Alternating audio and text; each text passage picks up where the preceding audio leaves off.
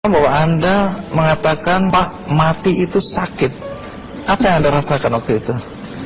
Rasa dada sesak, terus sakitnya tuh seperti ditusuk pedang, terus seperti kulit binatang Dikuliti gitu? dikuliti hidup-hidup. Sakit sekali waktu itu Sakit rasanya? sekali. Terus di dada saya terasa sesak. Setelah itu paman saya mengajar saya mengucap kalimat thayyibah, terus mengucap dua kalimat syahadat, asyhadu an la ilaha illallah wa asyhadu anna muhammadar rasulullah. Apa betul waktu ruh Anda itu dicabut dari kaki itu, Iya. Anda bisa melihat jasad Anda? Sempat saya melihat jasad saya pada waktu itu, tapi sebentar. Setelah itu saya dibawa pergi oleh dua orang malaikat ini. Dan pada waktu itu saya ingin ketemu sama ayah saya. Kebetulan ayah saya sudah meninggal. Dan suatu ayah saya meninggal, dia berusia 55 tahun. Setelah saya ketemu di sana, dia tuh berusia muda.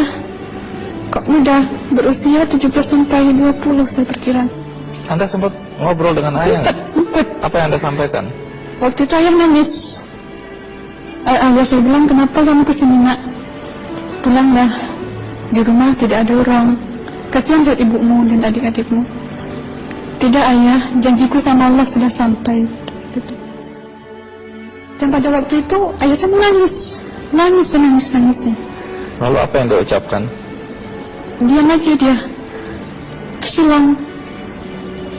Kembali ke malaikat tadi, bentuk yang Anda lihat seperti apa malaikat ini?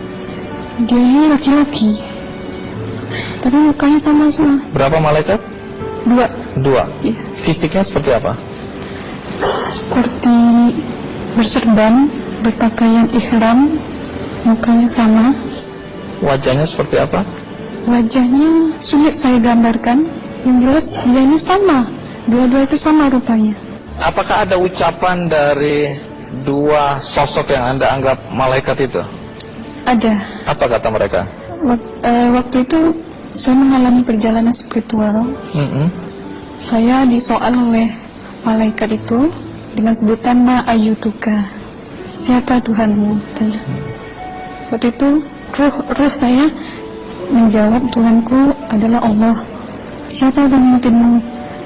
Pemimpinku adalah Nabi Muhammad Sallallahu Alaihi Wasallam. Mana kiblatmu? Kiblatku adalah Ka'bah. Siapa kedua orang tuamu? Siapa saudara mara? Terus saya diperjalankan. Setelah itu kedua orang malaikat ini memimpin tangan saya, tangan kiri saya, membawa saya ke satu tempat, menduduki saya di sebuah kursi. Pada waktu itu kursinya tuh empuk, mungkin 8 busanya ya, cantik. Terus di sana saya duduk di sebelah kanan saya ada tiba-tiba berwujud seorang perempuan. Dia mengaku amal. Kamu siapa? Kata saya, aku adalah amalmu semasa kamu hidup di atas dunia. Dan selama kamu di sini, saya akan menemanimu sampai yaumul akhir, itu katanya. Dan pada waktu itu saya melihat perempuan-perempuan solehah berpakaian muslimah, berkerudung, mencium pipi kanan, pipi kiri. Mungkin salam perkenalan pertama waktu menduduki di situ. Setelah itu saya dihijrahkan lagi, dibawa oleh dua orang malaikat ini lagi, melihat dosa-dosa besar ya. Di sana saya diperlihatkan ada seorang laki-laki memikul besi di bahunya. Saya perkirakan besi itu mungkin beratnya tuh berton kali ya. Berat sekali ya? Berat sekali. Terus dia berjalan nggak sampai ke tujuannya.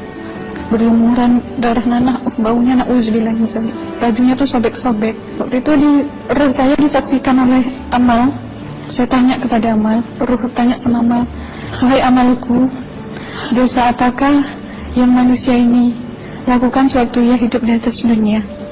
Amal menjawab pada waktu itu, sewaktu manusia ini di atas dunia, dia ini adalah menyantet orang, menemuh orang, sehingga dia berjalan nggak sampai yaumul akhir katanya. Yang kedua, saya melihat ada seorang laki-laki saling bunuh-membunuh. Sebentar kayak gitu lagi. Suatu manusia ini hidup di atas dunia, dia adalah seorang pembunuh, hingga dia tidak mau bertanggung jawab terhadap orang yang dibunuhnya. Terus yang ketiga, saya melihat ada seorang laki-laki dihujam kemaluannya pakai besi panas, timah panas itu ya, hingga menembus. Waktu itu Roh bilang sama amal, wahai amalku, dosa apakah yang manusia ini hidup di atas dunia? Amal waktu itu menjawab, suatu manusia ini hidup di atas dunia, manusia ini adalah seorang perzina. Setelah itu saya melihat ada seorang laki-laki disebati oleh rotan. Rotan itu menyebati kulitnya tuh hingga lepas daging sama kulitnya. Itu amal menjawab, suatu manusia ini hidup di atas dunia, dia ini tidak pernah sholat Islam, hingga waktu matinya pun dia tidak mengucap 2 kali syahadat. Dan pada waktu itu Roh sama Amal sempat menghafiz Quran pada waktu itu dengan harapan supaya orang manusia yang Allah siksakan ini bisa terampuni dosanya.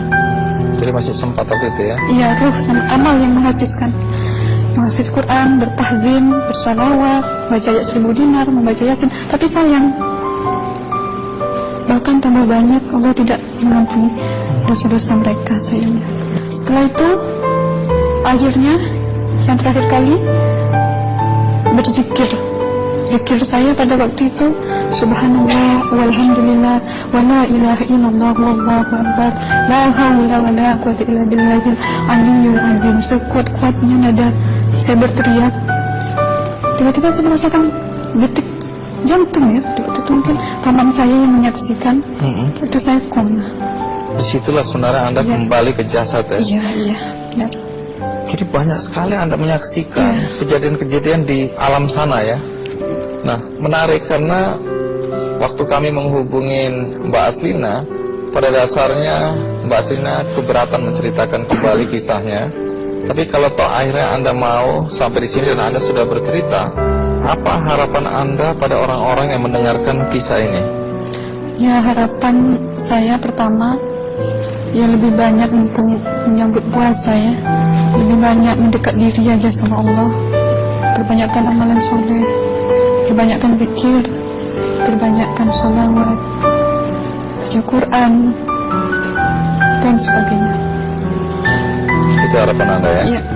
Baik, terima kasih Mbak Aslina ya, sudah datang dari Bengkalis untuk menceritakan kisah ini.